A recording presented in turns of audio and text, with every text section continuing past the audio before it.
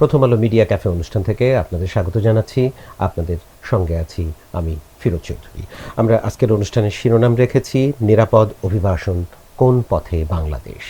তো এই অনুষ্ঠান নিয়ে আমরা আজকে খুবই সৌভাগ্যবান, আমাদের সঙ্গে উপস্থিত হয়েছেন মাননীয় মন্ত্রী, প্রবাসী কল্যাণ ও বৈদেশিক কর্মসংস্থান মন্ত্রণালয়, আরিফুল হক চৌধুরী এমপি। মাননীয় মন্ত্রী মহোদয়, আপনাকে আমাদের অনুষ্ঠানে স্বাগত জানাচ্ছি। আমিও প্রথম আলো মিডিয়া ক্যাফে আজকের এই অনুষ্ঠানে আমাকে আমন্ত্রণ করে আমি আপনাদের মাধ্যমে শ্রোতাদের সকলকে, দেশবাসী তথা প্রবাসী ভাই বোন সকলকে শুভেচ্ছা অভিনন্দন জানাচ্ছি। ধন্যবাদ মাননীয় মন্ত্রী মহোদয়।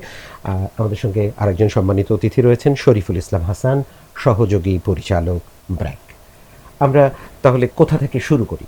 তো শরীফুল হাসান, আপনি কি একটু আমাদের শুরুতে বলবেন যে এই যে প্রবাসী খাত, রেমিটেন্স খাত, নানান নামে আমরা বলি, কিন্তু নিরাপদ অভিবাসনের ক্ষেত্রেও আমাদের সংকট রয়েছে, সেসবও আলাপ করব। শুরুতে যদি আপনি একটু বলেন এই প্রবাসীদের অবদান নিয়ে, যদি আপনি সংক্ষেপে একটু বলেন। না, ধন্যবাদ। আমি প্রায় বাংলাদেশ নিয়ে একটা কথা বলি, সবসময় বলি যে এই বাংলাদেশের আজকে আমাদের শক্তি ভিত্তি, তখন স্বাধীনতার পর বাংলাদেশ ছিল পৃথিবীর দ্বিতীয় দরিদ্রতম দেশ সারা পৃথিবীর মধ্যে। আর সেখান থেকে আজকে বাংলাদেশের যে অর্থনীতি শক্তিশালী হয়েছে, তার পেছনে সবচেয়ে গুরুত্বপূর্ণ যারা ভূমিকা রেখেছেন আমার কৃষক, আমার গার্মেন্টস শ্রমিক এবং আমাদের প্রবাসী শ্রমিক। এবং এই যে প্রবাসী শ্রমিক, সর্বশেষ যে অর্থ বছর শেষ হলো, সেই অর্থ বছরের প্রবাসীরা $35.5 বিলিয়ন পাঠিয়েছেন। মানে 35.5 বিলিয়ন মানে কত আসলে অর্থ? যদি আমি বলি, সারা পৃথিবী মিলে, এই ওয়ার্ল্ড ব্যাংক বলেন, দাতা সংস্থা মিলেন, তারা মিলে বাংলাদেশকে যে ঋণ দেয় তার থেকে 8 থেকে বেশি 10 গুণ বেশি অর্থ পাঠিয়েছে আমাদের প্রবাসীরা। আমাদের যে মোট বৈদেশিক বিনিয়োগ, তার থেকে 7 থেকে 8 গুণ বেশি অর্থ পাঠায় প্রবাসীরা। আমি যখন রেমিটেন্সের এই হিসাবগুলো শুনি, আপনার মনে থাকার কথা, আমাদের সাবেক অর্থমন্ত্রী সাইফুর রহমান ছিলেন, তিনি যখন বাজেট করতেন আমাদের দাতাদের কাছে যেতে হতো কিন্তু আমাদের অর্থের জন্য। কিন্তু আজকে এই যে বাংলাদেশের যে অর্থনীতির ভিত্তিটা করে দিল আমাদের, সেটা কিন্তু প্রবাসীরা। এই কারা? 1 কোটি প্রবাসী, 1 কোটিরও বেশি প্রবাসী। মূলত সিলেট অঞ্চল থেকে আপনার ব্রিটিশ আমলে যে লন্ডন যাত্রা শুরু হয়েছিল, সেইটা কিন্তু কালের পরিক্রমা এখন আমাদের প্রবাসীরা 1 কোটির বেশি প্রবাসীকে আমাদের মধ্যপ্রাচ্য, সিঙ্গাপুর, মালয়েশিয়া সব জায়গায় ছড়িয়ে দিয়েছে। আমাদের আজকে যিনি মন্ত্রী, মাননীয় মন্ত্রী, তিনি কিন্তু নিজে দীর্ঘদিন সিলেটে ছিলেন, তিনি জানেন প্রবাসীদের জীবন, দুঃখ, সংগ্রাম কাছ থেকে দেখেছেন। কিন্তু এই যে $35 বিলিয়ন যে মানুষরা পাঠাচ্ছেন, এটা যেমন মানে ইতিবাচক আলাপ, ঠিক একইভাবে কিন্তু আমাদের আপনি জানবেন, গতকালকে আমরা খবর পেলাম আমাদের গ্রিসে যাওয়ার পথে অন্ততপক্ষে 9 জন মানুষ সুনামগঞ্জ, হবিগঞ্জে তারা প্রাণ হারিয়েছে। তার আগে 18 জন প্রাণ হারিয়েছে। ভূমধ্যসাগর পাড়ি দিয়ে ইউরোপে যাওয়ার ক্ষেত্রে বাংলাদেশ শীর্ষে, সমুদ্রপথ দিয়ে আমাদের মাঝে মাঝে মালয়েশিয়া হয়ে যায়, চলে যায়। এইগুলো আমাদের জন্য একটা চ্যালেঞ্জ, কারণ বাংলাদেশ সরকার কিন্তু প্রতিশ্রুতিবদ্ধ। এখন যে সরকার ক্ষমতায় আছে, তারা কিন্তু তাদের নির্বাচনী প্রতিশ্রুতিতে এই অভিবাসন খাতের ব্যবস্থাপনা, সুশাসন, প্রবাসীদের মর্যাদা, অধিকার, বিমানবন্দর যারা সেবা পায়, প্রবাসী যারা সেবা চায়, এই নানান ধরনের প্রতিশ্রুতিগুলো দিয়েছে। কাজেই আমাদের অভিবাসীরা যদি ভালো থাকে, আমাদের কিন্তু মন্ত্রী শুধু যে প্রবাসী কল্যাণ মন্ত্রী তা, তিনি কিন্তু শ্রমমন্ত্রীও। কাজে আমার কাছে মনে হয় যে এই অভিবাসন খাতটা নিয়ে মন্ত্রী মহোদয় যেহেতু নিজে ছিলেন, দেখেছেন, তার সাথে অনেক প্রবাসীদের যোগসূত্র আছে। এই যে সংকটগুলো আমাদের রয়েছে, একজন মানুষ তিনি যখন ঠিক করেন বিদেশ যাবেন, তিনি কি করে যেতে পারেন? বাংলাদেশ থেকে বিদেশ যাওয়ার খরচ গোটা পৃথিবীর মধ্যে সবচেয়ে বেশি, তো তার আয় খুব কম, আমাদের কর্মীরা দক্ষ না, কালকে সে বিদেশ যাওয়ার জন্য মরিয়া। তাহলে কী করে আমরা দক্ষ লোককে তৈরি করতে পারি? কী করে তাদের নিরাপদে বিদেশ পাঠাতে পারি? সমুদ্রপথে যে লোক যাচ্ছে, যেটাকে আমরা একটা ক্যাম্পেইন শুরু করেছি আমরা প্রথম আলোর সাথে মিলে, যেটা মাননীয় মন্ত্রী উদ্বোধন করেছেন, যে সমুদ্রপথে বিদেশ না, সেটাকে আমরা কি করে প্রতিষ্ঠিত করতে পারি? আবার প্রবাসী একজন মানুষ যখন প্রয়োজন হয়, তিনি যেন দূতাবাসে কাঙ্ক্ষিত সেবাটা পান। এবং তারপর আবার তখন যিনি, কারণ মধ্যপ্রাচ্য কিন্তু আপনাকে নাগরিকত্ব দেবে না, যে সৌদি আরব, দুবাই যেখানে আছেন, সেখান থেকে সে যখন ফিরবে, তার রিইন্টিগ্রেশনটা বিমানবন্দর থেকে আরম্ভ করে বাড়িতে, সেটাকে আমরা কি করে মানে একটা সম্মানজনক করতে পারি? এই পুরো কাজটা মানে করার জন্য আমাদের যে নেতৃত্ব দিচ্ছে তার প্রবাসী কল্যাণ মন্ত্রণালয়, আমরা মনে করি এই মন্ত্রণালয় যদি ঠিক মতন চলে, বাংলাদেশটা কিন্তু ভালোভাবে চলবে। এবং এখন যে রেমিটেন্স $35 বিলিয়ন আছে, আমি বিশ্বাস করি এটাকে দক্ষ কর্মী পাঠাতে পারলে এটাকে $40-50 বিলিয়ন নিয়ে যাওয়া যায়। কিন্তু সেজন্য কিন্তু আমাদের কর্মীদের শুধু যে আর্থিকভাবে তাদের রেমিটেন্স তা না, এই যে 1-1.5 কোটি মানুষ, তারা প্রত্যেক আলাদা মানুষ, প্রত্যেকের মন আলাদা, দুঃখ আলাদা, তাদেরকে দেশের সাথে সম্পৃক্ত করা, তাদের সম্মান দেওয়া, মর্যাদা দেওয়াটা, তাহলে কিন্তু আমি মনে করি দেশটা ভালো থাকবে। এবং যে কাজটার নেতৃত্বে আমাদের মন্ত্রী রয়েছে, প্রথম আপনাকে ধন্যবাদ যে আপনার মন্ত্রী মহোদয়কে আজকে নিয়ে এসেছেন। ধন্যবাদ শরীফুল হাসান। মাননীয় মন্ত্রী, আপনার নতুন সরকারেরও 6 মাস হলো, আপনারও 6 মাস হলো, তো কিছু কিছু বাধা তো রয়েছেই, কিন্তু তার মধ্যে থেকে আপনি এই যে কাজে যুক্ত হয়েছেন, তা আপনার অভিজ্ঞতাটা শুনি, গত 6 মাসে কতদূর এগোনো গেল?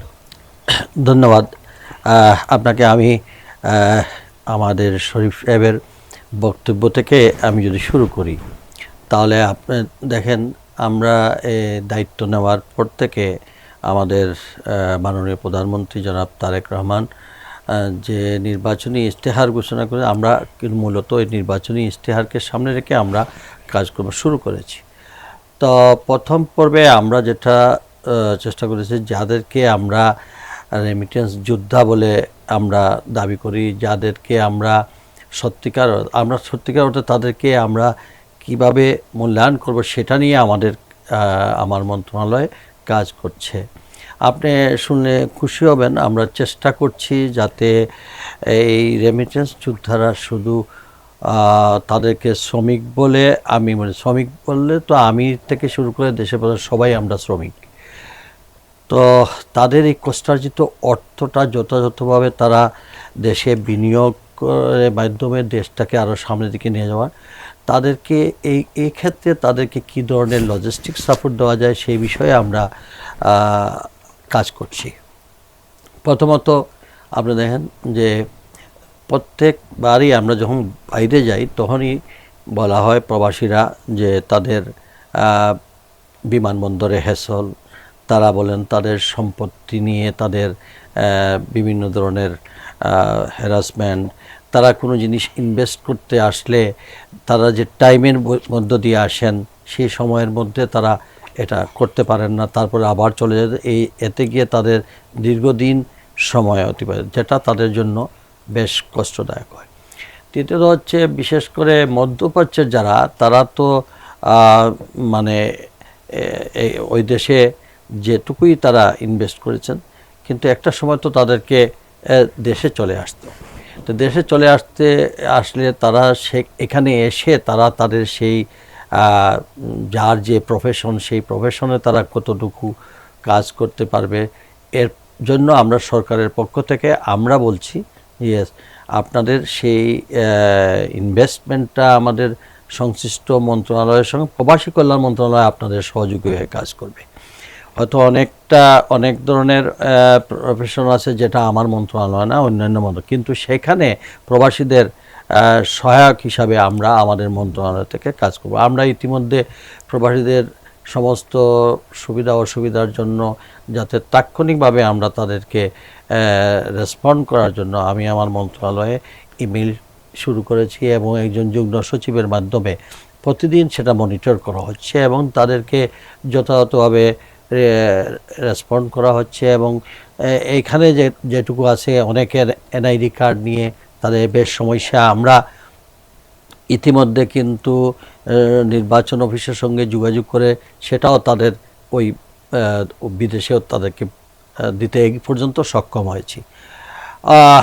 তাছাড়া আমরা যেমন প্রবাসে একটা ছিল যে সীমিত আয়ের যারা আছে, যারা আর্ন করে, বা বিদেশেও একজন আমাদের দেশে কেউ যদি সেখানে মারা যায় তাহলে তাকে দেশে আনতে গেলে হিউজ পরিমাণ আমাদের ফাইন্যান্সিয়াল ইনভলভমেন্ট, তার পাশাপাশি সবচেয়ে বড় জিনিস হলো যে প্রসেসিংটাই আরেকটা দুরূহ ব্যাপার।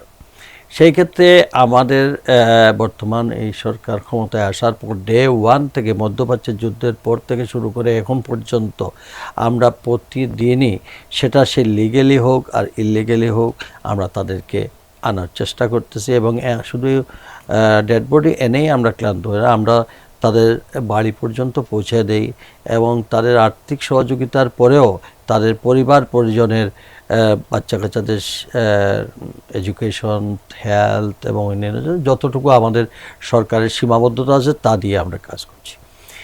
আমরা ইতিমধ্যে আমাদের প্রবাসীদের জন্য কিছুদিন হলো আমি বিদেশে ছিলাম, যার জন্য আমি প্রবাসীদের ফিলিংসটা আমার মধ্যে কাজ করে। আর আমি যেখান থেকে আসছি সেই অঞ্চলটা হলো প্রবাসী অধ্যুষিত এলাকা।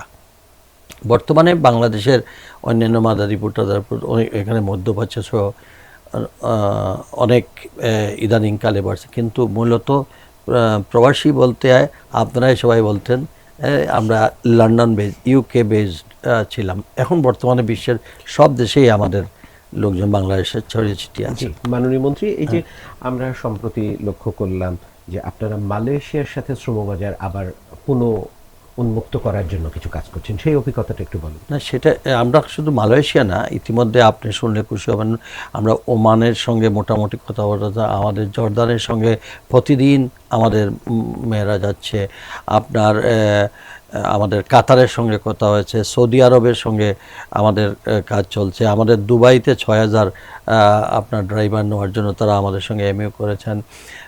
ইদানিং মরিশাসে আমাদের অ্যাপ্লাই করে, তার সঙ্গে আমাদের কথাবার্তা হচ্ছে, খুব সহসাই মরিশাসে আমাদের লোকজন যাবে।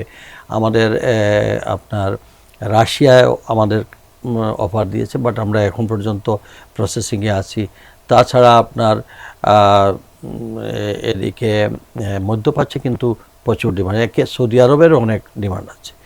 তো আমরা এই ডিমান্ড, মন্ত্রী, এই যে বিভিন্ন দেশে আমাদের তো 1 কোটির বেশি মানুষ আছে, এর বাইরে নতুন নতুন সম্ভাবনা তৈরি হচ্ছে, কিন্তু একটি জায়গায় গিয়ে আমাদের একটা ঘাটতি দেখা যায়, যে দক্ষতার ঘাটতি, অদক্ষ কর্মী বেশি যাচ্ছে। এই জায়গায় আপনার সরকার কি ভাবছে? এই জায়গায় আমাদের মাননীয় প্রধানমন্ত্রী ডিরেক্টলি আমাদেরকে যে গাইডলাইন দিয়েছেন, সেটা হচ্ছে আমরা প্রথমত যে ল্যাঙ্গুয়েজ কোর্সের যে প্রবলেম, আমরা ইমিডিয়েট যদি হোয়াইট কালার জবে বলেন বা যে কোনো জবে বলেন, আমরা বলছি যে প্রাইভেট যতটা ইউনিভার্সিটিগুলো আছে, সেই ইউনিভার্সিটিগুলোর, কারণ এরা মানে খুব কুইক রিসিভ করতে পারবে, এর জন্য তাদেরকে আমরা ইউনিভার্সিটিগুলোতে আমরা যোগাযোগ করছি যে তারা যেন একটা ল্যাঙ্গুয়েজ কোর্স করবে, তাহলে আমাদের এই এডুকেটেড ক্লাসটা যদি যায় তাহলে খুব কুইক আমরা যেতে পারবো। এছাড়াও আমাদের ল্যাঙ্গুয়েজ কোর্সের, যেমন অ্যারাবিক ল্যাঙ্গুয়েজের জন্য আমাদের সৌদি সহ অন্যান্য মিডল ইস্টে আমরা সেটা, তারা নিজেরাই বলছে যে তারা 3-4টা করে আমাদের টিটিসি হলগুলো তারা নিয়ন্ত্রণ, তারা ট্রেনিং দেবে, তারা সব কিছু, সেটাতেও আমরা এগ্রি করেছি। এবং আমরা 4-5টা টিটিসি হল ইতিমধ্যে কাতার চেয়েছিল, সৌদি আরব চেয়েছে, আমরা এগুলা প্রসেসিং আছে, আমরা ইতিমধ্যে দিয়ে দেব। এর বাইরে যে এরপরে আমরা জাপানি ভাষা শেখা, না সেটাও আছে, এর মধ্যে অ্যারাবিক ভাষার জন্য আমাদের বাংলাদেশে কিন্তু কওমি মাদ্রাসাগুলো একটা বিশাল এলাকা নিয়ে আসে। তো সেই কওমি মাদ্রাসার ছাত্ররা অ্যারাবিক ল্যাঙ্গুয়েজ সম্বন্ধে অনেক দূর এগিয়ে আছে। সেটার জন্য আমরা মনে করতেছি যে এই মাদ্রাসাগুলো শুধু ইমাম মুয়াজ্জিন বা এটা ছাড়াও তারা যদি ট্রেনিং নেয় ভোকেশনাল ট্রেনিংয়ের মাধ্যমে, এবং তার ল্যাঙ্গুয়েজটা খুব তাড়াতাড়ি রিসিভ করতে পারবে। এবং এদের ছাড়াও আমরা ল্যাঙ্গুয়েজ কোর্সের জন্য আমরা বিভিন্ন টিটিসি হলে আমরা ট্রেনার, বিশেষ করে জাপানের তো শুধু ল্যাঙ্গুয়েজ কোর্স হলে হবে না, তাকে বিহেভিয়ার সম্পর্কেও ট্রেন আপ করতে হবে, এটা আরেকটা শর্ত। তো জাপানের বিষয় নিয়ে আমরা কাজ করতেছি, এবং বিভিন্ন যে তাদের ভাষার যে N3 N4, মিনিমাম N4 না হলে পরে ওইখানে যাবে না, N3 হলে তো বেটার। তো আমরা এই পর্যন্ত N5 N4-এ আমরা কাজ চলছে, এবং আমরা আশা করতেছি আগামী মাস 6-এর মধ্যে এদেরকে একটা প্রপার ল্যাঙ্গুয়েজে আমরা নিতে পারবো যেটুকু আছে। এবং তারপরেও তাদেরকে আরেকটা জিনিস করতে হবে, ওই দেশে কিন্তু ল্যাঙ্গুয়েজের চাইতে তাদের বিহেভটা এটা সাংঘাতিক ব্যাপার, এটা নিয়েও আমরা কাজ করছি। তো আমার বিশ্বাস যে আমরা আগামী ডিসেম্বরের মধ্যে একটা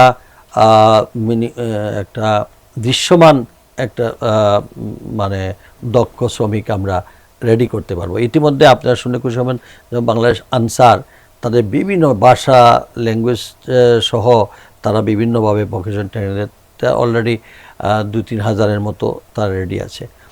বিভিন্ন প্রাইভেট সেক্টর যেগুলো আছে তাদেরকেও আমরা উৎসাহিত করতেছি যে ইয়েস, তাদেরও যদি লজিস্টিক সাপোর্ট লাগে আমরা সেখানে দেব, তাদের কাছে দক্ষ শ্রমিক পাইলে আমরা সেটা বয়সেলের মাধ্যমে সেটা দেব, যাতে মধ্যসত্ত্ব কোনো এসে যাতে এই আমাদের যারা যাবে তাদের টাকা পয়সা যেন ক্ষতি না হয়। এই জন্য আমরা সরাসরি চাচ্ছি সবটাই বয়সেলকে অনলাইনে নিয়ে আসা। অনলাইনে নিয়ে আসলে আমাদের এই যে তাদের হ্যাসলগুলা, অনলাইনে মানে কি সব ধরনের তথ্যই অনলাইনে চলে, যে কোন দেশে কত শ্রমিক নেবে, কি অবস্থা, আমাদের ডিমান্ড আসার পরে আমরা বলছি সেটা আমাদের কাছে আগে পাঠাতে হবে। আমরা এই ডিমান্ড জেনুইন কিনা সেটা আমরা আমাদের মিশন দিয়ে বাংলাদেশের যে এমবাসিগুলো আছে তাদের মাধ্যমে আমরা ওই সব কনসার্ন ইন্ডাস্ট্রির সঙ্গে আমরা আলোচনা করি যে ইয়েস তোমার এতটা ডিমান্ড পাঠিয়েছ, তখন আমরা এখন অনুরোধ করতেছি যারা ডিমান্ড লোক নেবে তাদের পক্ষ থেকে একজন প্রতিনিধি বাংলাদেশে আসার জন্য এই ধরুন তাদের সব ধরনের খরচ আমরা দেব, যাতে করে তারা এসে তারা রিক্রুটিংটা তারা করে এবং তারা যখন সিগনেচার করে শিওর করবে আমরা তাদেরকে দিয়ে দেবো, তাতে করে ওইখানে বিদেশ গিয়ে তার চাকরির হ্যাসেল হবে না।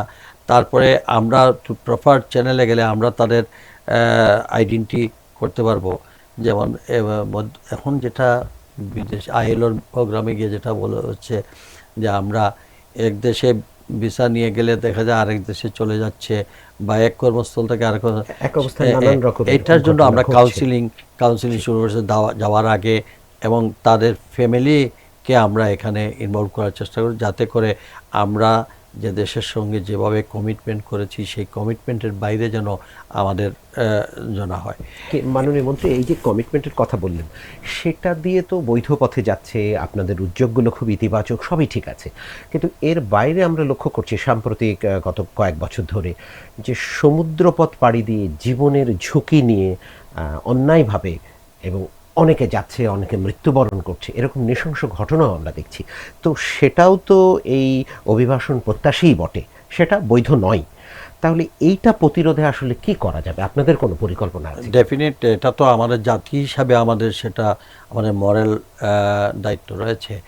আমার মনে হয় শুধু আমাদের মন্ত্রণালয় না, এটা আমাদের এই সঙ্গে সংশ্লিষ্ট যত ডিপার্টমেন্ট আছে সবাই এটাকে অ্যাটেনশন দেওয়া একান্ত প্রয়োজন। আর দেখেন, আমাদের বিরাট একটা ভাবমূর্তি আছে সারা বিশ্বে, সেখানে মুষ্টিমেয় কয়েকজনের এই অবৈধ পথে গিয়ে আমাদের দেশের ভাবমূর্তি এবং তার জীবনের জন্য হুমকি হয়ে দাঁড়িয়েছে। সেই ক্ষেত্রে আমরা ইতিমধ্যে জেলা প্রশাসন প্রত্যেককে আমরা দিয়েছি যে তারা যেন অ্যাওয়ারনেস বিল্ড আপ করেন, আমাদের স্থানীয় নেতৃবৃন্দকে দিয়ে, বিভিন্ন মসজিদের ইমাম খতিবকে দিয়ে বিভিন্নভাবে, যাতে এই ধরনের অভিবাসনে কেউ যেন পা না বাড়ায়। মাননীয় মন্ত্রী, আমরা এই সুযোগে আমরা শরীফুল হাসানের কাছ থেকে কিছু তথ্য জেনে নিই। এই যে সমুদ্র পথে পাড়ি দিয়ে অবৈধভাবে যে যারা যাচ্ছে, বিভিন্ন দেশ যাচ্ছে, সেখানে বাংলাদেশের অবস্থানটা কি? শরীফুল হাসান, আপনি যদি একটু সংখ্যা দিয়ে, পরিসংখ্যান দিয়ে একটু বলেন। না, এটা আমাদের মন্ত্রী মহোদয় যেটা বললেন, এটা কিন্তু আমাদের আসলে আন্তর্জাতিকভাবে ভাবমূর্তি প্রশ্নবিদ্ধ করে। কেন করে দেখেন আপনি, বাংলাদেশ থেকে লিবিয়া হয়ে সে ইতালি বা গ্রিসে যাওয়ার চেষ্টা করছে। বাংলাদেশ থেকে আপনার লিবিয়ার দূরত্ব প্রায় 7,000 কিলোমিটার। এই 7,000 কিলোমিটার পাড়ি দিয়ে বাংলাদেশ সারা পৃথিবীর মধ্যে প্রথম হচ্ছে। পরে আছে কে? পরে আছে সুদান, আফগানিস্তান, সিরিয়া। দেখেন, সুদান, সিরিয়া, আফগানিস্তানের তার তো হয়তো যুদ্ধ বিধ্বস্ত, জীবন বাঁচাতে সে সাগর পাড়ি দিচ্ছে। তো বাংলাদেশের একজন মানুষ 30 লাখ, 40 লাখ, 50 লাখ, 60 লাখ টাকা খরচ করে হয়ে যাবে, যাওয়ার পথে লিবিয়া টর্চার হবে, মারা যাবে। দেখেন, গোটা পৃথিবীর সব সম্পদ দিয়ে একটা মানুষের জীবন পাওয়া যায় না। গত বছর আমাদের 21,000 বাংলাদেশি সমুদ্রপথ দিয়ে ইউরোপে ঢোকার জন্য শুধু ইতালিতে চিহ্নিত হয়েছে। এবছর প্রথম 6 মাসে গ্রিস, বাংলাদেশ প্রথম হয়েছে। আমাদের ইউরোপের বর্ডার ফ্রন্টেক্সের যে তথ্য, 1.25 লাখ বাংলাদেশে গত 15-16 বছর এইভাবে সাগর পথ দিয়ে যাওয়ার চেষ্টা করছে। আমাদের মাননীয় মুখ্যমন্ত্রী খুব এক্স্যাক্টলি বলেছেন যে এটা আসলে একা সমস্যা না। আপনি দেখেন, এখানে দালাল চক্র গড়ে উঠেছে, আন্তর্জাতিকভাবে দালাল চক্র আছে, লিবিয়া একটা দালাল চক্র গড়ে উঠেছে, যার সাথে বাংলাদেশিরা জড়িত, বিদেশিরা জড়িত। একটি কথা ঠিক, প্রথমত আমাদের যে যাচ্ছে এবং তার পরিবার, তাকে কিন্তু সচেতন করতে হবে। বাংলাদেশের যে 64টা জেলা মানুষ কিন্তু মরিয়া হয়ে যাচ্ছে না, যাচ্ছে 3টে অঞ্চলের মানুষ। একটি মাননীয় মন্ত্রী এলাকা, যেটা মন্ত্রী নিচে বললেন, সিলেট, সুনামগঞ্জ, হবিগঞ্জ, এদিকের কিছু লোক, আরেকটি মাদারীপুর, শরীয়তপুর ওই দিকের, এবং আরেকটা হচ্ছে ঢাকার আশেপাশে নরসিংদী, কিশোরগঞ্জ, ভৈরব। এই 8 থেকে 10টা জেলায় মন্ত্রী মহোদয় যেটা বললেন, আমরা যদি এখানে অ্যাওয়ারনেস করতে যাই, পুলিশ প্রশাসন সবাই মিলে মানুষকে সচেতন করি, শুধু সচেতন এবং আইন শৃঙ্খলা বাহিনীকে আপনার সচেতন হওয়া, কারা আর সাথে জড়িত, কারা অর্থের লেনদেন করছে। লিবিয়া আটকায় রাখছে, কিন্তু টাকাটা তো দিচ্ছে সিলেটে বা সুনামগঞ্জে বা হবিগঞ্জে, কোথায় অর্থের লেনদেন হচ্ছে। এই চক্রকে যদি আমরা চিহ্নিত করতে পারি, আমি মনে করি সমুদ্রপথে বিদেশ যাওয়াটা অবশ্যই আমাদের বন্ধ করতে হবে, এটা আমাদের রাষ্ট্রীয় দায়িত্ব। এবং প্রথম আলোর সাথে আমরা কথা বলছি, সবাই মিলে যে বলছে, আমরা এদেশে দেখেন এসিড সন্ত্রাসকে বন্ধ করতে পেরেছি, আমরা অনেক খারাপ কিছুকে বন্ধ করতে পেরেছি সম্মিলিতভাবে লড়াই করে। আমরা মনে করি প্রবাসী কল্যাণ মন্ত্রণালয়ের সাথে আমরা গণমাধ্যম সবাই মিলে যদি আমরা এই যে বাংলাদেশের যে ভাবমূর্তিটা আন্তর্জাতিক প্রশ্নবিদ্ধ হয়েছে, সারা পৃথিবী বলছে যে বাংলাদেশের লোকরা ভালো, তারা দ্রুত শেখে, আমরা লোক নিতে চাই, কিন্তু এইভাবে সমুদ্রপথ প্রায় অবৈধভাবে কিন্তু কেউ নিতে উৎসাহিত করে না। কাজে আমি নিশ্চিত আমরা এই লড়াইটা করতে পারবো। আর পাশাপাশি মন্ত্রীর মধ্যে যে কয়েকটা কথা বলেন, দেখেন এই যে প্রবাসীরা যারা টাকা পাঠায়, তার সন্তানের লেখাপড়ার জন্য আপনি কী করছেন, তার স্বাস্থ্যের জন্য কী করছেন। আমি বহুদিন ধরে আমরা বলছি যে আপনি যদি তাকে একটু সম্মান দেন বিমানবন্দরে, তার সন্তানের লেখাপড়া, তারকে পরিবারকে একটু সম্মান মর্যাদা দেয়া, আপনি হাসপাতালে তার জন্য একটা কিছু রাখলেন, এইগুলো করলে হয় কি, একজন প্রবাসী সে মনে করে যে রাষ্ট্র তো আমার পাশে আছে, নানানভাবে দিচ্ছে, সে তখন আরও বেশি করে আপনার এই রেমিটেন্স বা এগুলো পাঠানোতে সে আসলে ইতিবাচক হয়। যে কোনো সংকটে কিন্তু প্রবাসীরা যেহেতু সবচেয়ে বেশি টাকা পাঠায়, এখন আমাদের অর্থনীতির মূল শক্তি, কাজে যে মন্ত্রণালয় যদি এই উদ্যোগগুলো নেয়, আমি মনে করি সেটি আরেকটি ইতিবাচক উদ্যোগ ধন্যবাদ হিসেবে শরীফুল তৈরি হাসান। হবে। মাননীয় মন্ত্রী, আপনারা প্রবাসী কল্যাণ কার্ড বা এরকম একটা ভাবনা আপনাদের রয়েছে, তো শরীফুল হাসান যেটা বলছিলেন যে আসলে সেই পরিবারগুলোকে বা সেই মানুষগুলোকে আলাদা মর্যাদাও দেওয়া দরকার, তা আপনাদের সরকার কি ভাবছে সেই জায়গায়?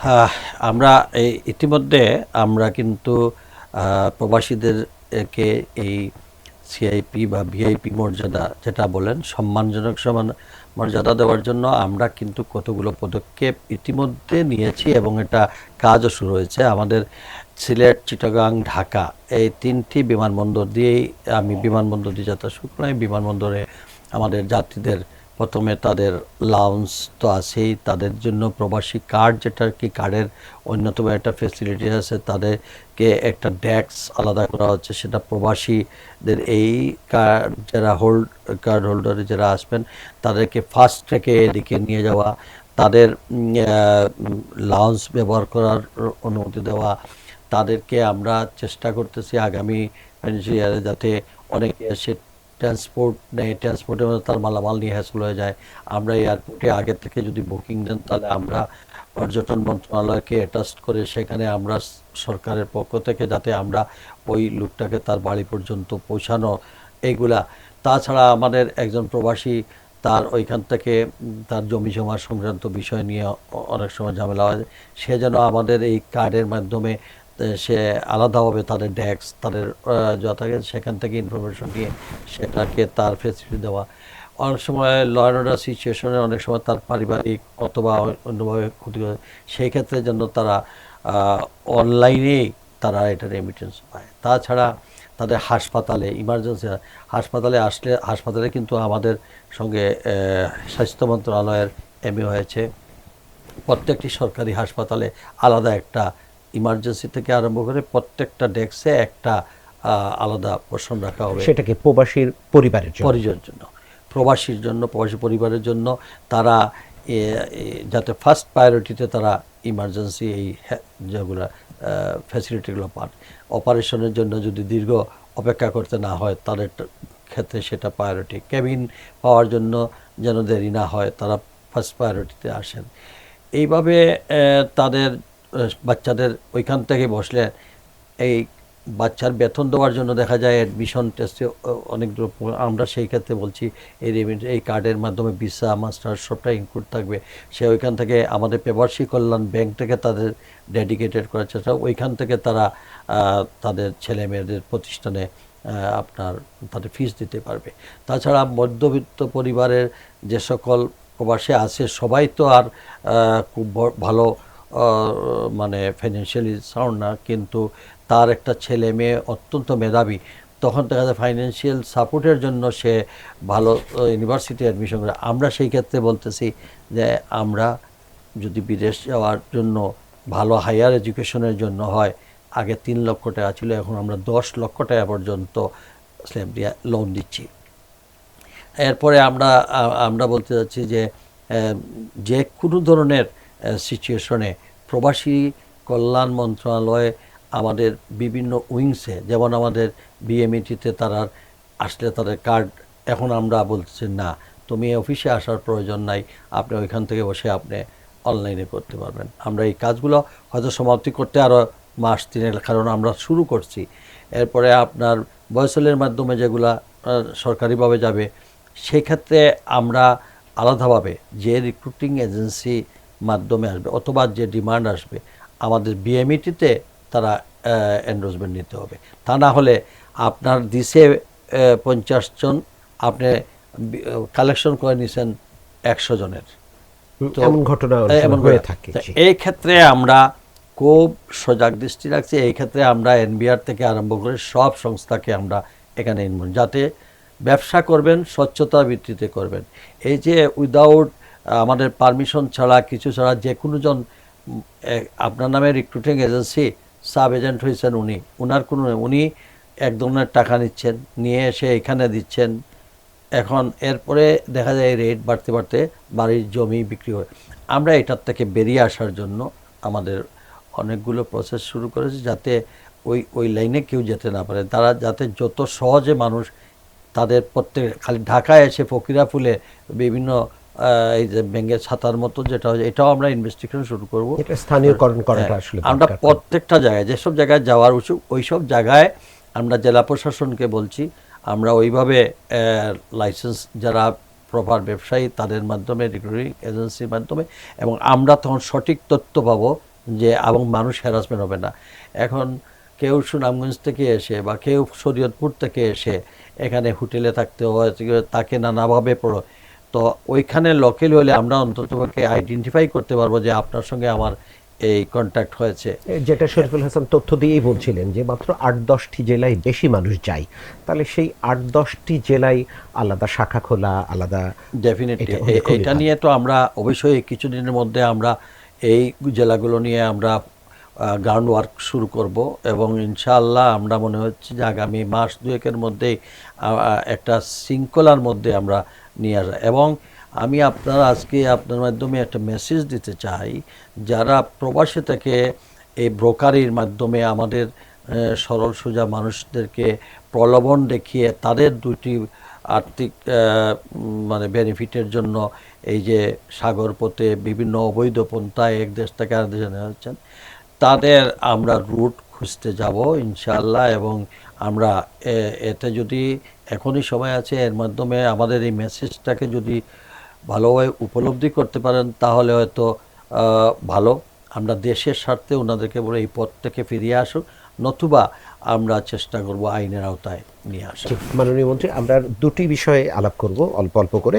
একটি হচ্ছে যে আমাদের অর্ধেক জনগোষ্ঠী নারী, এবং ইদানিং একটি প্রবণতা তৈরি হয়েছে, আপনারা অনেক সুযোগও তৈরি করে দিয়েছেন, যে নারীরাও বা নারী শ্রমিকরাও বা নানান কাজে যাচ্ছে, কিন্তু সেখানেও তারা নানান ধরনের সমস্যায় পড়ছে। সেই সব জায়গা থেকে উত্তরণের কোনো পরিকল্পনা আপনারা নিয়েছেন কিনা? আমরা আসলে অনেকটা সরকারের নোটিশের ভিতর দিয়ে যায়, অনেকটা সরকারের বাইরে প্রাইভেটলি ওনারা যাচ্ছেন। প্রাইভেট যারা যায়, এখন ভিজিটে যায়, ভিজিটে গিয়ে যদি সে সেখানে থেকে যায়, কাজ করে, তাহলে সেটা তো সরকারও জানলো না। আমরা বলছি যে পন্থী করে আমাদের এই ধরনের যারা থাকার চিন্তা ভাবনা করবে বা ব্যবসা বাণিজ্য বা লেখাপড়া চিন্তা, তারা সরকারের বিভিন্ন উইংস আছে, সেই উইংসের তারা যেন ইনফরমেশন মাধ্যমে যায়। কিন্তু মাননীয় মন্ত্রী, আমরা মধ্যপ্রাচ্যে দেখেছি যে আমাদের দেশে অনেক নারীরা বৈধভাবে গিয়েও অনেক হয়রানির শিকার হয়েছেন, ফিরে এসছেন, লাশ হয়েও ফিরেছেন, এমন ঘটনাও আছে। তো সেই জায়গাটায় একটা বিশেষভাবে নজর দেওয়ার সময় এসেছে কিনা?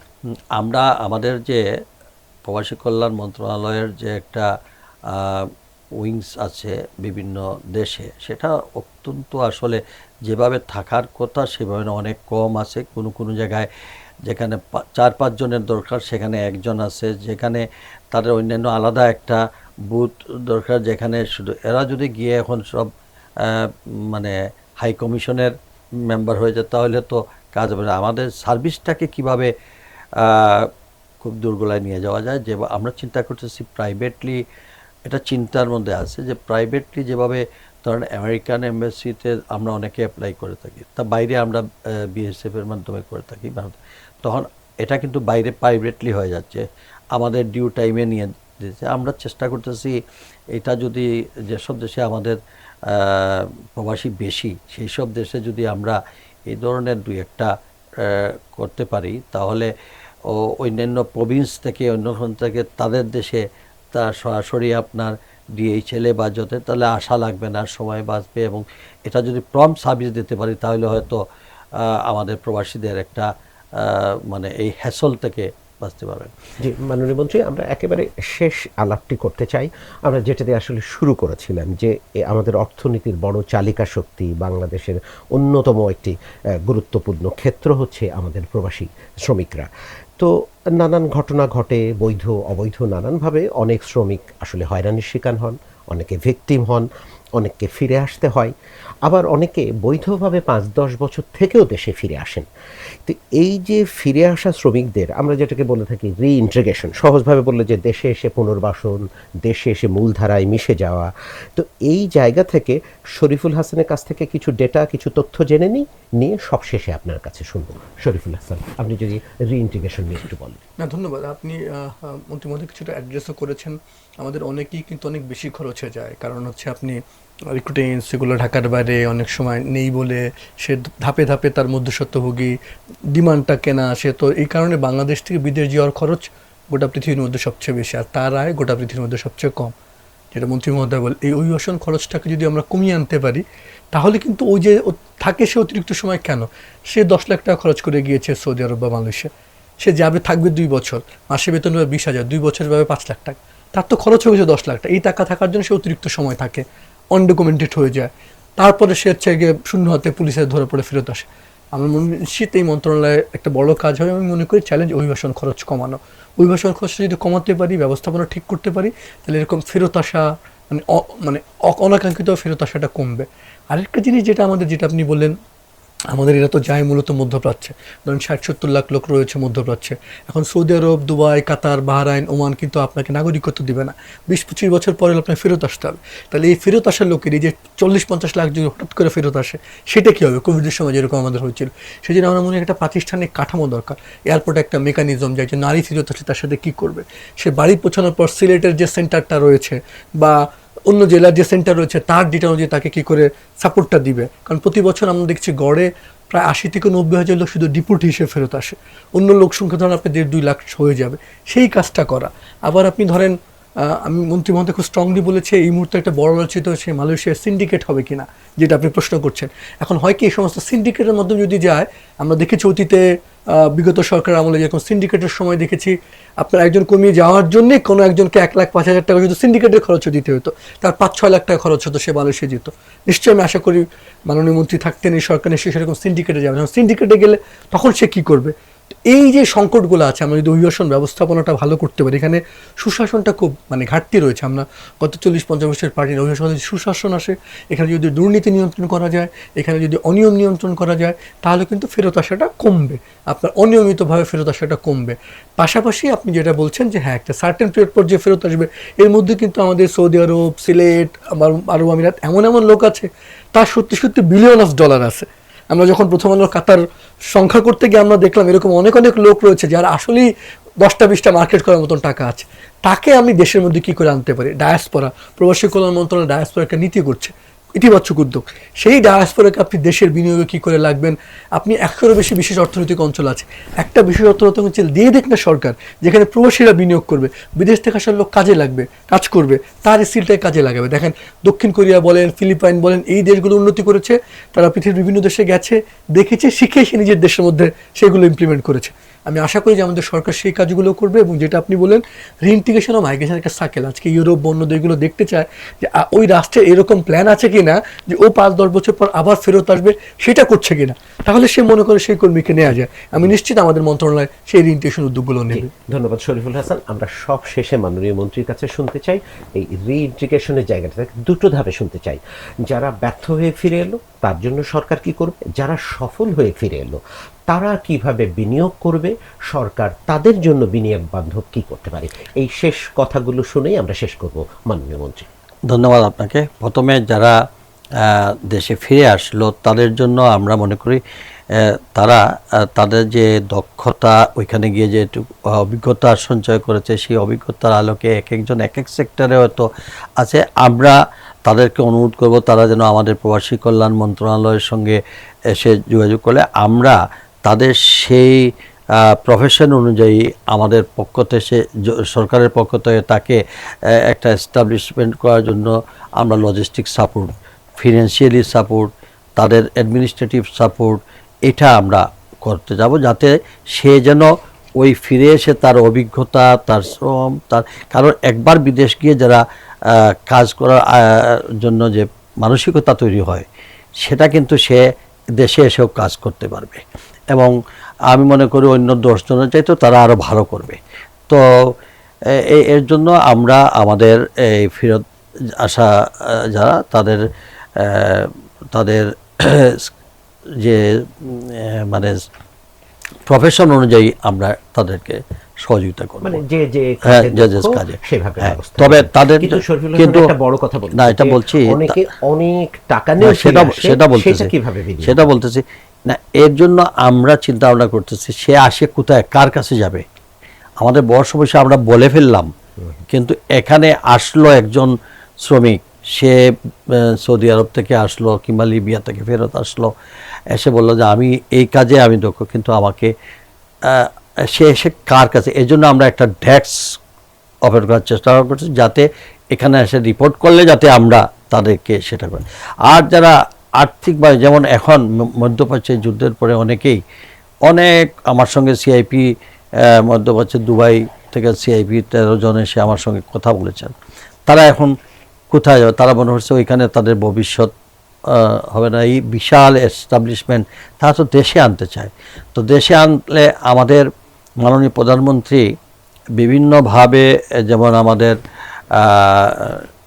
ভিটা এবং আমাদের মন্ত্রণালয় যৌথভাবে আমরা এই ধরনের একটা মানে মিডিয়া আমরা চেষ্টা করতেছি, যাতে এরা এসে যাতে তাদেরকে একটা জোনের মধ্যে তারা যেমন আপনার শিল্প নগরীকরণ, এই ধরনের একটা জমি আমরা নিতে চাচ্ছি, যাতে করে এরা আসলে তাদের জন্য আলাদা একটা প্রোভাইড ফ্যাক্টরি হোক, ইন্ডাস্ট্রি হোক, এতে আমরা এই ধরনের পরিকল্পনা নিয়ে, বাট এটা মানে এখনও প্রিলিমিনারি স্টেজে এগুলো পর্যালোচনা করা হওয়ার।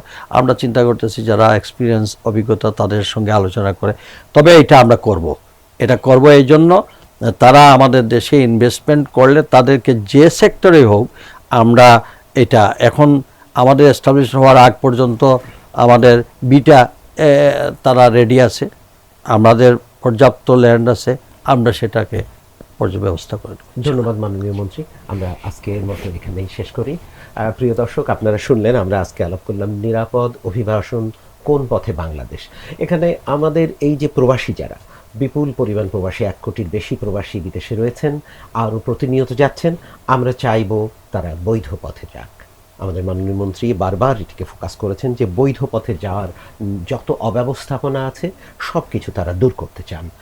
এরপরে হচ্ছে আমরা যেন দক্ষ কর্মী পাঠাতে পারি, যেন তারা বেশি উপার্জন করতে পারেন।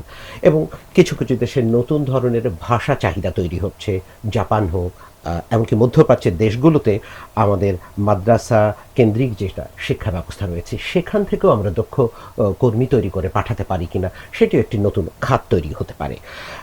সর্বোপরি সচেতনতা একটি বড় ব্যাপার। কেউ যেন অবৈধ পথে সাগর পাড়ি দিয়ে জীবনের ঝুঁকি নিয়ে এভাবে যেন না যায়, কেউ যেন দালাল চক্রের মাধ্যমে না যায়।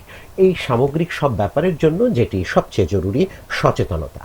তো মাননীয় মন্ত্রী বলেছেন যে সচেতনতা বাড়াতে হবে। আমাদের সম্মানিত আলোচক শরীফুল হাসান, এ বিষয়ে গবেষক, তিনি কাজ করছেন দীর্ঘদিন ধরে, তিনিও বলেছেন যে এই সচেতনতার জায়গাগুলো একক সরকারের নয়, একক বেসরকারির নয়, সবারই উদ্যোগ নিতে হবে, এবং সেক্ষেত্রে গণমাধ্যমকেও একটি গুরুত্বপূর্ণ একটি ভূমিকা রাখতে হবে।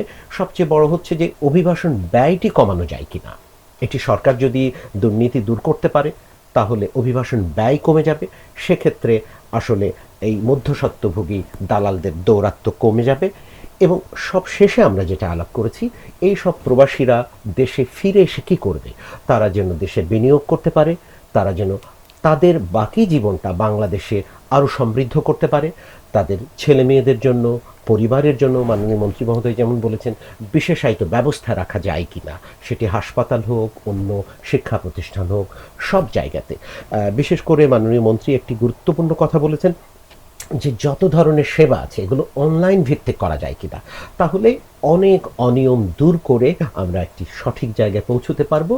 এই যে রেমিটেন্স যোদ্ধা বলে আমরা যাদের কথা বলছি, মাননীয় মন্ত্রী তাদের পরিকল্পনার কথা বলেছেন যে প্রবাসী কার্ড থাকবে, যে কার্ড দিয়ে তারা এয়ারপোর্ট থেকে শুরু করে সব জায়গায় একটি অগ্রাধিকারমূলক সেবা পাবে। আমরা চাই মাননীয় মন্ত্রী এই দায়িত্ব যেগুলো পরিকল্পনা করছেন, কেবল 6 মাস গেল, আশা করছি আরও সফলভাবে বাস্তবায়িত হবে। সেই আশা ব্যক্ত করে মাননীয় মন্ত্রী আপনাকে ধন্যবাদ জানাচ্ছি। শরীফুল হাসান, আপনাকেও ধন্যবাদ জানাচ্ছি। এ কথা বলে আজকের মতো আমরা শেষ করছি। শুভরাত্রি।